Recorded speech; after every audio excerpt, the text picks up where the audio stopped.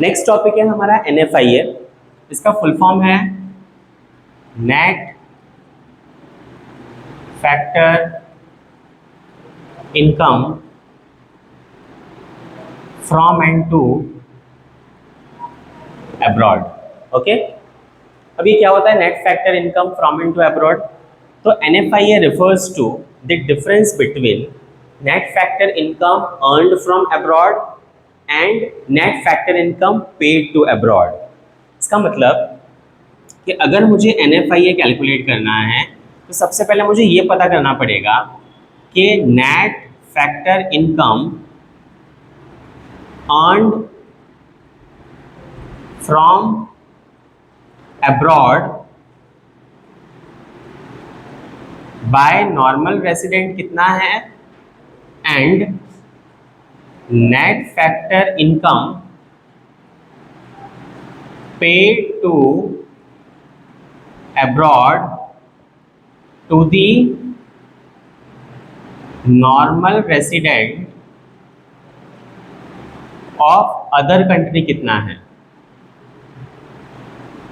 ठीक है, अब जैसे मैं नॉर्मल रेसिडेंट कहाँ का हूँ, तो मैं नॉर्मल रेसिडेंट हूँ इंडिया का, और मैं नॉर्मल रेसिडेंट इंडिया का हूँ। उस टाइम पे मैंने अमेरिका से कितने रुपए कमाए हैं, तो मैंने $5000 कमाए हैं अमेरिका से। ठीक है, अब अमेरिका का जो नॉर्मल रेसिडेंट है उसने इंडिया से कितने कमाए हैं, तो अमेरिका का जो नॉर्मल रेसिडेंट है उसने इंडिया से कितने कमाए हैं, $3000 कमाए हैं। हम डॉलर में कैलकुलेट कर रहे हैं यहाँ पे। तो फाइनली हमारे पास में कितना बचा, $2000 हमारे पास में बचा। तो ये हमारे पास में क्या माना जाएगा, पॉजिटिव NFIA माना जाएगा। क्यों ये पॉजिटिव NFIA माना जाएगा? बिकॉज जो पैसा हमने कमाया है वो ज़्यादा है एज कम्पेयर टू जो पैसा हम किसको दे रहे हैं, अब्रॉड कंट्री को दे रहे हैं वो। तो net factor income from abroad की बात करें तो ये पॉजिटिव भी हो सकता है, ये नेगेटिव भी हो सकता है।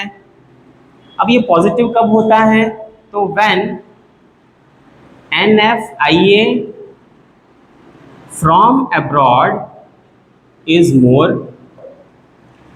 अब ये नेगेटिव कब होगा, तो when NFIA from abroad is less.